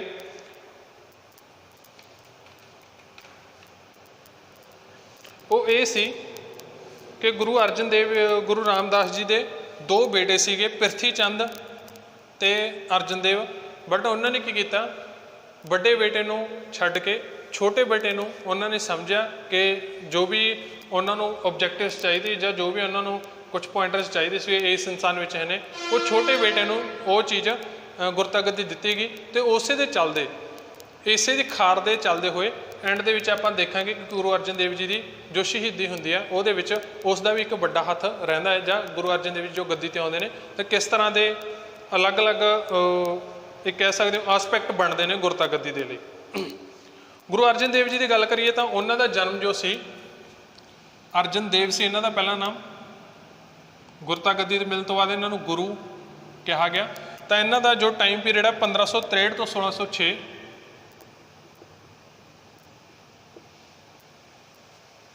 15 ਅਪ੍ਰੈਲ 1563 ਨੂੰ ਗੋਇੰਦਵਾਲ ਵਿਖੇ ਇਹਨਾਂ ਦਾ ਜਨਮ ਹੋਇਆ। ਫਾਦਰ ਇਹਨਾਂ ਦੇ ਆਪਾਂ ਜਾਣਦੇ ਹੀ ਹਾਂ ਕਿ ਤੁਹਾਨੂੰ ਪਤਾ ਰਾਮਦਾਸ ਜੀ, ਅਤੇ ਮਦਰ ਇਹਨਾਂ ਦੀ ਬੀਬੀ ਭਾਨੀ ਉਹ ਸੀਗੇ। ਕਾਫੀ ਜ਼ਿਆਦਾ ਰਿਲੀਜੀਅਸ ਟੈਂਪਰਾਮੈਂਟ ਦੇ ਇਨਸਾਨ ਸੀਗੇ ਇਹ। ਅਤੇ ਇਹਨਾਂ ਦੇ ਨਾਲ ਜੋ ਟਾਈਟਲ ਇਹਨਾਂ ਨੂੰ ਕਾਫੀ ਅਪੁਆਇੰਟਡ ਨੇ ਗੁਰੂ ਰਾਮਦਾਸ ਜੀ ਵਾਂਗ। ਬਹੁਤ ਹੀ ਵਧੀਆ ਪੋਇਟ ਸੀ, ਬਹੁਤ ਹੀ ਉੱਚ ਤਰੀਕੇ ਦੇ ਪੋਇਟ ਸੀਗੇ ਇਹ, ਕਵੀ ਸੀਗੇ, ਲਿਖਾਰੀ ਸੀ। ਇਹਨੂੰ ਕਹਿੰਦੇ ਜੀ ਫਿਲੋਸਫਰ, ਬਹੁਤ ਹੀ ਵਧੀਆ ਫਿਲੋਸਫਰ ਸੀਗੇ। ਅਤੇ ਪ੍ਰੋਫਿਲਿਕ ਪੋਇਟ, ਬਹੁਤ ਹੀ ਜ਼ਿਆਦਾ ਸਵੀਟ ਸਿੰਗਰ, ਜੋ ਕਿ ਅਧਿਆਤਮਿਕ ਮਿਊਜ਼ਿਕ ਗਾਉਂਦੇ ਸੀ, ਬਹੁਤ ਹੀ ਜ਼ਿਆਦਾ ਸਵੀਟ ਗਾਉਣ ਵਾਲੇ ਵੀ ਸੀ ਇਹ, ਗਵਈਏ ਵੀ ਸੀ। ਅਤੇ ਪਾਵਰਫੁਲ ਆਰਗੇਨਾਈਜ਼ਰ ਬਹੁਤ ਚੰਗੇ ਢੰਗ ਦੇ ਸੀਗੇ ਇਹ। ਅਤੇ ਇੱਕ ਟਾਊਨ ਪਲੈਨਰ ਸੀ, ਇਹਨਾਂ ਨੂੰ ਪਤਾ ਸੀ ਕਿ ਟਾਊਨ ਕਿਸ ਤਰ੍ਹਾਂ ਪਲਾਨ ਕੀਤਾ ਜਾਂਦਾ।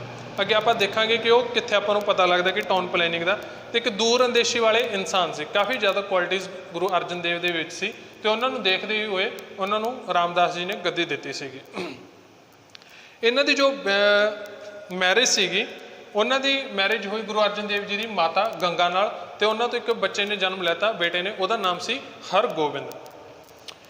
ਗੁਰੂ ਅਮਰਦਾਸ ਜੀ ਨੇ ਰਾਮਦਾਸ ਜੀ ਨੇ ਅੰਮ੍ਰਿਤਸਰ ਟੈਂਕ ਦੀ ਜੋ ਰਚਨਾ ਸਟਾਰਟ ਕਰਵਾਈ ਸੀਗੀ, ਕ੍ਰੀਏਸ਼ਨ ਸਟਾਰਟ ਕਰਵਾਈ ਸੀ, ਉਹ ਇਹਨਾਂ ਨੇ ਕੰਪਲੀਟ ਕੀਤੀ। ਕੰਪਲੀਟ ਕਰਨ ਤੋਂ ਬਾਅਦ ਤਾਂ ਉਹਨਾਂ ਨੇ ਇੱਕ ਕੀ ਹੈ, ਪੂਲ ਦੇ ਵਿਚਾਲੇ, ਸਰੋਵਰ ਦੇ ਵਿਚਾਲੇ ਇੱਕ ਮੰਦਿਰ ਕੰਸਟਰਕਟ ਕਰਵਾਇਆ।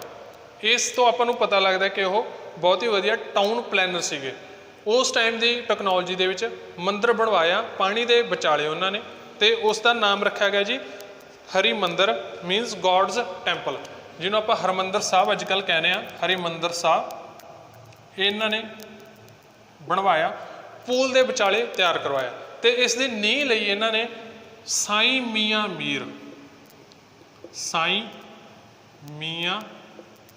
ਮੀਰ, ਇਹ ਇੱਕ ਸੂਫੀ ਸੰਤ ਸੀਗੇ, ਸੂਫੀ ਸੰਤ।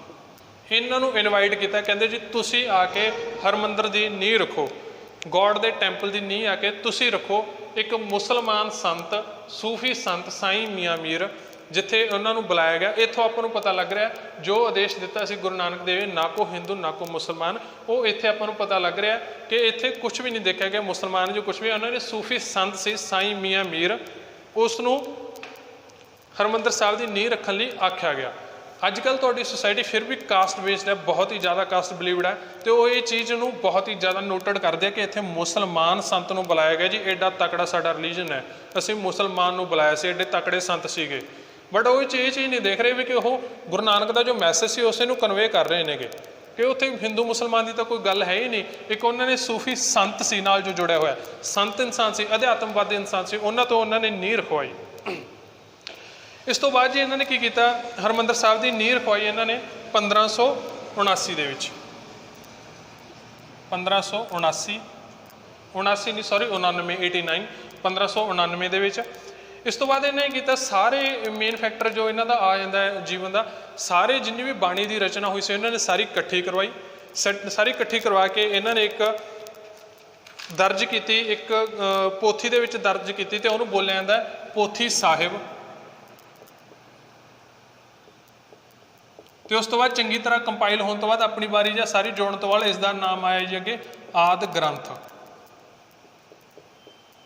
आदि ग्रंथ की इन्होंने रचना करवाई, सारी बाणी नूं जुड़वा के एक दूजे के जिन्ने भी गुरु आ रहे थे आदि ग्रंथ की अपने को इत्थे रचना होगी। तो इसनूं हरमंदर साहिब दे विच इंस्टॉल किया गया, हरमंदर साहिब दे विच आदि ग्रंथ नूं रखा गया। तो इस तो बाद इन्होंने not only Sikh Guru but होर भी इन्होंने जिन्ने भी इदां दी बाणी सी कि कह सकते हो भी एक अध्यात्म की गल कर रही सी जां रब दे राह की गल कर रही सी, उन्होंने भी सारिਆਂ दी बाणी इन्होंने विच इनकलूड कराई, जिद्दां कि शेख फरीद हो गए, कबीर हो गए, रविदास हो गए, ਜਾਂ जिन्ने भी अपने लिए भगत वगैरह आउंदे ने उन्हों की सारिਆਂ दी इन्होंने बाणी दर्ज करवाई, ਜਿਹੜੇ ਇਹਨਾਂ ਨੂੰ ਲੱਗਦਾ ਸੀ ਗੁਰੂ ਨਾਨਕ ਦੇ ਮੈਸੇਜ ਦੇ ਨਾਲ ਰਿਲੇਟ ਕਰ ਰਹੇ ਨੇ ਜਾਂ ਉਸ ਤਰ੍ਹਾਂ ਦੀ ਗੱਲ ਕਰ ਰਹੇ ਨੇਗੇ। ਫਿਰ 1604 ਨੂੰ ਇਹਨਾਂ ਨੇ ਜੀ ਆਦਿ ਗ੍ਰੰਥ ਦੀ ਇੰਸਟਾਲੇਸ਼ਨ ਕਰਵਾਈ ਹਰਮੰਦਰ ਸਾਹਿਬ ਦੇ ਵਿੱਚ। ਤੇ ਉਸ ਦੇ ਲਈ ਇਹਨਾਂ ਨੇ ਜੋ ਪਹਿਲੇ ਗ੍ਰੰਥੀ ਸੀਗੇ ਆਦਿ ਗ੍ਰੰਥ ਦੇ ਜੋ ਪਹਿਲੇ ਗ੍ਰੰਥੀ ਸੀ ਉਹ ਸੀ ਬਾਬਾ ਬੁੱਢਾ ਜੀ। ਸਿੱਖੀਜ਼ਮ ਦੇ ਵਿੱਚ ਬਹੁਤ ਹੀ ਇੱਕ ਪ੍ਰੋਮੀਨੈਂਟ ਨਾਮ ਆਉਂਦਾ ਹੈ ਬਾਬਾ ਬੁੱਢਾ ਜੀ, ਤੇ ਇਹਨਾਂ ਨੂੰ ਇਸ ਦੇ ਪਹਿਲੇ ਗ੍ਰੰਥੀ ਥਾਪਿਆ ਗਿਆ। ਉਸ ਤੋਂ ਬਾਅਦ ਜੀ ਜੋ ਗੁਰੂ ਆਪਣੇ ਲਈ ਅਰਜਨ ਦੇਵ ਜੀ ਆ ਰਹੇ ਉਹਨਾਂ ਨੇ ਫਾਊਂਡ ਕੀਤਾ 1590 ਦੇ ਵਿੱਚ ਤਰਨ ਤਾਰਨ ਸ਼ਹਿਰ। ਤਰਨ ਤਾਰਨ ਇਹਨਾਂ ਨੇ ਫਾਊਂਡ ਕੀਤਾ। ਇੱਕ ਹੋਰ ਸ਼ਹਿਰ ਇਹਨਾਂ ਨੇ ਨਾਮ ਦਾ ਜੋ ਪਹਿਲਾਂ ਗੁਰੂ ਨਾਨਕ ਦੇਵ ਜੀ ਨੇ ਕਰਤਾਰਪੁਰ ਸਟੈਬਲਿਸ਼ ਕੀਤਾ ਸੀ, ਇਹਨਾਂ ਨੇ ਕਰਤਾਰਪੁਰ ਜਲੰਧਰ ਦੇ ਵਿੱਚ ਫਾਊਂਡ ਕੀਤਾ, ਜਲੰਧਰ ਡਿਸਟ੍ਰਿਕਟ ਦੇ ਵਿੱਚ ਫਾਊਂਡ ਕੀਤਾ। ਤੇ ਇਸ ਤੋਂ ਬਾਅਦ ਆਪਾਂ ਗੱਲ ਕਰੀਏ ਇਹਨਾਂ ਨੇ ਇੱਕ ਉੱਜੜ ਗਿਆ ਪਿੰਡ ਸੀਗਾ ਰੋਹੇਲਾ, ਉਹਨੂੰ ਰਵੀ ਬਿਆਸ ਦਰਿਆ ਤੇ ਪਾਇਆ ਜਾਂਦਾ, ਉਹਨੂੰ ਇਹਨੇ ਦੁਬਾਰਾ ਸਟੈਬਲਿਸ਼ ਕਰਾਇਆ ਤੇ ਉਹਦਾ ਨਾਮ ਰਖਾਇਆ ਸ੍ਰੀ ਹਰਗੋਬਿੰਦਪੁਰ, ਜਦੋਂ ਇਹਨਾਂ ਦੇ ਬੇਟੇ ਦੀ ਜਨਮ ਹੋਇਆ ਸੀ ਉਸ ਦੀ ਖੁਸ਼ੀ ਦੇ ਵਿੱਚ। ਤੇ ਇਸ ਤੋਂ ਬਾਅਦ ਇਹਨਾਂ ਨੇ ਇੱਕ ਹੋਰ ਕਨਸੈਪਟ ਲੈ ਕੇ ਆਤਾ ਜਿਹਦੇ ਵਿੱਚ ਆਪਾਂ ਕਹਿ ਸਕਦੇ ਹਾਂ ਕਿ ਜੋ ਅੱਜ ਵੀ ਚੱਲ ਰਿਹਾ ਆਪਣੇ ਲਈ ਦਸਵੰਧ ਦਾ, ਸਿੱਖੀਜ਼ਮ ਦੇ ਵਿੱਚ ਜੋ ਦਸਵੰਧ ਦਾ ਕਨਸੈਪਟ ਹੈਗਾ ਉਹ ਇੱਥੋਂ ਹਜੇ ਤੱਕ ਵੀ ਚੱਲ ਰਿਹਾ। ਉਹ ਗੁਰੂ ਅਰਜਨ ਦੇਵ ਜੀ ਨੇ ਸਟਾਰਟ ਕੀਤਾ ਸੀ। ਇਹਨਾਂ ਨੇ ਕਿਹਾ ਸੀ ਵੀ ਜਿੰਨੇ ਵੀ ਤੁਸੀਂ ਕੁਛ ਕਰ ਰਹੇ ਹੋ, ਜਿੰਨੀ ਵੀ ਸਿੱਖ ਕਮਿਊਨਿਟੀ ਆ ਰਹੀ ਹੈ ਕੁਛ ਕਰ ਰਹੇ ਹੋ, ਤੁਸੀਂ ਜਿੰਨੀ ਕਮਾਈ ਕਰੋਗੇ ਉਹਦੇ ਵਿੱਚੋਂ 10ਵਾਂ ਹਿੱਸਾ ਕੀ ਹੈ ਗੁਰੂ ਘਰ ਦੇ ਲਈ ਕੱਢ ਲਿਆ ਕਰੋ, 10ਵਾਂ ਹਿੱਸਾ ਗੁਰੂ ਘਰ ਨੂੰ ਤੁਸੀਂ ਦੇ ਜਾ ਕਰੋ। ਇਹ ਕਨਸੈਪਟ ਸਟਾਰਟ ਕਰਵਾਇਆ ਜੀ ਇਹਨਾਂ ਨੇ। ਤੇ ਮਸੰਦਾਂ ਨੂੰ ਵੀ ਕਿਹਾ ਗਿਆ ਕਿ ਤੁਸੀਂ ਟੀਚਿੰਗਸ ਦੇਣ ਦੇ ਨਾਲ ਨਾਲ ਜਿੰਨੀਆਂ ਵੀ ਆਫਰਿੰਗਸ ਆਉਣਗੀਆਂ ਤੁਹਾਡੇ ਲਈ ਪੈਸਾ ਇਕੱਠਾ ਹੋਏਗਾ ਜਾਂ ਗੁਰੂ ਘਰ ਨੂੰ ਕੋਈ ਵੀ ਚੀਜ਼ ਆ ਰਹੀ ਹੈ ਉਹ ਤੁਸੀਂ ਕੀ ਹੈਗਾ ਗੁਰੂ ਦੇ ਗੋਲਕ ਦੇ ਵਿੱਚ ਭੇਜਣੀ ਹੈ ਤੇ ਇੱਥੇ ਹੀ ਤੁਸੀਂ ਲੈ ਕੇ ਆਉਣੀ ਹੈਗੀ ਉਹ। ਹਾਂਜੀ, ਅਕਬਰ ਦੀ ਡੈਥ ਤੋਂ ਬਾਅਦ ਆਪਣੇ ਲਵੇ ਜਹਾਂਗੀਰ ਆ ਜਾਂਦਾ ਹੈਗਾ। ਇਸ ਟਾਈਮ 'ਤੇ ਅਕਬਰ ਚੱਲ ਰਿਹਾ ਸੀ, ਫਿਰ ਜਹਾਂਗੀਰ ਆ ਗਿਆ। ਜਹਾਂਗੀਰ ਦਾ ਜੋ ਬੇਟਾ ਸੀ ਖੁਸਰੋ, ਉਸਨੇ ਰਿਵੋਲਟ ਕਰਦਾ ਸੀ, ਬਗਾਵਤ ਕਰਦੇ ਸੀ ਆਪਣੇ ਹੀ ਪਿਤਾ ਦੇ ਖਿਲਾਫ। ਉਸਦੇ ਚੱਲਦੇ ਹੋਏ ਖੁਸਰੋ ਗੁਰੂ ਨੂੰ ਮਿਲਣ ਆਇਆ, ਗੁਰੂ ਅਰਜਨ ਦੇਵ ਜੀ ਨੂੰ, ਤੇ ਉਸ ਨੂੰ ਲੈ ਕੇ ਜੋ ਵੀ ਰਾਜਨੀਤਿਕ ਗੱਲਾਂ ਹੋਈਆਂ ਜਾਂ ਕੁਝ ਗੱਲ ਬਣੀ ਵੀ ਇਹਨਾਂ ਨੇ ਹੈਲਪ ਕੀਤੀ ਹੈ, ਜੋ ਵੀ ਹੋਇਆ ਉਹ ਰਿਲੀਜੀਅਸ ਫੈਕਟਰ ਆਪਾਂ ਉੱਧਰ ਨਾ ਜਾਈਏ। ਬੇਸਿਕਲੀ ਜਹਾਂਗੀਰ ਨੇ ਕੀਤਾ ਜੋ ਪਤਾ ਲੱਗਿਆ ਕਿ ਉਹ ਮਿਲਣ ਆਇਆ ਤਾਂ ਗੁਰੂ ਨੂੰ ਅਰੈਸਟ ਕਰਵਾ ਲਿਆ ਤੇ ਲਾਹੌਰ ਦੇ ਵਿੱਚ ਇਹਨਾਂ ਨੂੰ ਕੈਦ ਦੇ ਵਿੱਚ ਰੱਖਿਆ ਗਿਆ, ਕਾਫੀ ਜ਼ਿਆਦਾ ਟੌਰਚਰ ਕੀਤਾ ਗਿਆ ਤੇ ਟੌਰਚਰ ਕਰਦੇ ਹੋਏ ਇਹ ਜੋ ਇਹਨਾਂ ਨੂੰ ਕੀ ਹੈ ਮਾਰ ਦਿੱਤਾ ਗਿਆ ਜਾਂ ਸ਼ਹੀਦ ਕਰ ਦਿੱਤਾ ਗਿਆ ਉਸ ਟਾਈਮ ਦੇ ਵਿੱਚ। ਤੇ ਸਿੱਖਾਂ ਦੇ ਵਿੱਚ ਪਹਿਲੀ ਸ਼ਹੀਦੀ ਹੋਈ ਗੁਰੂ ਅਰਜਨ ਦੇਵ ਜੀ ਦੀ। ਉਸ ਤੋਂ ਬਾਅਦ ਜੀ ਬਾਬਾ ਬੁੱਢਾ ਜੀ ਨੇ ਇਹਨਾਂ ਦੇ ਜੋ ਬੇਟੇ ਸੀ ਹਰਗੋਬਿੰਦ, ਉਹਨਾਂ ਨੂੰ ਗੱਦੀ ਦੇ ਉੱਪਰ ਬਿਠਾ ਦਿੱਤਾ। ਬਾਬਾ ਬੁੱਢਾ ਜੀ ਨੇ 6th ਗੁਰੂ ਨੂੰ ਗੱਦੀ ਤੇ ਇੰਸਟਾਲ ਕਰ ਦਿੱਤਾ ਇਹਨਾਂ ਦੀ ਸ਼ਹੀਦੀ ਤੋਂ ਬਾਅਦ, ਜੀ ਗੁਰੂ ਅਰਜਨ ਦੇਵ ਜੀ ਦੀ ਸ਼ਹੀਦੀ ਤੋਂ ਬਾਅਦ। ਇਸ ਦਾ ਇਹਨਾਂ ਦੇ ਜੋ ਆਪਣੇ ਲਈ ਮੇਨ ਫੈਕਟਰ ਜੋ ਆ ਜਾਂਦੇ ਨੇ, ਜੋ ਆਪਾਂ ਗੱਲ ਕਰ ਸਕਦੇ ਹਾਂਗੇ ਬਾਣੀ ਦੇ ਪੱਖ ਤੋਂ, ਇੱਕ ਤਾਂ ਆਪਾਂ ਆਦਿ ਗ੍ਰੰਥ ਦੀ ਗੱਲ ਕੀਤੀ ਹੈ, ਉਹਦੇ ਵਿੱਚ ਇਹਨਾਂ ਦੀ ਕਾਫੀ ਜ਼ਿਆਦਾ ਬਾਣੀ ਵੀ ਹੈ। ਉਸ ਤੋਂ ਬਾਅਦ ਇਹਨਾਂ ਦੀ ਇੱਕ ਬਹੁਤ ਹੀ ਫੇਮਸ ਰਚਨਾ ਰਹੀ ਹੈ, ਉਹ ਕਿਹੜੀ ਰਹੀ ਹੈ ਜੀ? ਸੁਖਮਣੀ ਸਾਹਿਬ, 5th ਗੁਰੂ ਦੀ ਸੁਖਮਣੀ ਸਾਹਿਬ ਦੀ ਬਹੁਤ ਹੀ ਇਹਨਾਂ ਦੀ ਫੇਮਸ ਰਚਨਾ ਰਹੀ ਹੈਗੀ। ਤੇ ਇਹਨਾਂ ਦੇ ਨਾਲ ਜੋ ਇੱਕ ਨਾਮ ਜੁੜਿਆ ਆਪਾਂ ਹੁਣੇ ਗੱਲ ਕੀਤੀ ਹੈ ਉਹ ਇਹ ਹੈਗਾ ਕਿ ਇਹ ਪਹਿਲੇ ਸਿੱਖ ਗੁਰੂ ਹੋਇਆ ਜਿਨ੍ਹਾਂ ਨੂੰ ਸ਼ਹੀਦੀ ਪ੍ਰਾਪਤ ਹੋਈ। ਸਿੱਖੀਜ਼ਮ ਦੇ ਵਿੱਚ ਪਹਿਲੇ ਸੀਗੇ ਜਿਹੜੇ ਸ਼ਹੀਦ ਕੀਤੇ ਗਏ, ਇਹ ਸੀਗੇ ਜੀ ਗੁਰੂ ਅਰਜਨ ਦੇਵ। ਇਸ ਤੋਂ ਬਾਅਦ ਆਪਣੇ ਜੋ 5 ਗੁਰੂ ਨੇ, ਤੇ ਨੈਕਸਟ ਆਪਾਂ ਜੋ ਚੱਲੇਗਾ ਅੱਗੇ ਗੁਰੂ ਗ੍ਰੰਥ ਸਾਹਿਬ ਜਾਂ ਜੋ ਵੀ ਉਹਨਾਂ ਦੀ ਇਨਫੋਰਮੇਸ਼ਨ ਹੋਏਗੀ ਆਪਾਂ ਨੈਕਸਟ ਲੈਕਚਰ ਦੇ ਵਿੱਚ ਕਰਾਂਗੇ। ਅੱਜ ਦੀ ਕਲਾਸ ਦੇ ਲਈ ਬੇਸਿਕਲੀ ਇੰਨਾ, ਕੱਲ੍ਹ ਦੇ ਵਿੱਚ ਮਿਲਦੇ ਹਾਂ ਜੀ, ਜਾਂ ਨੈਕਸਟ ਕਲਾਸ ਜਦੋਂ ਹੋਏਗੀ ਉਦੋਂ ਮਿਲਦੇ ਹਾਂ। ਧੰਨਵਾਦ।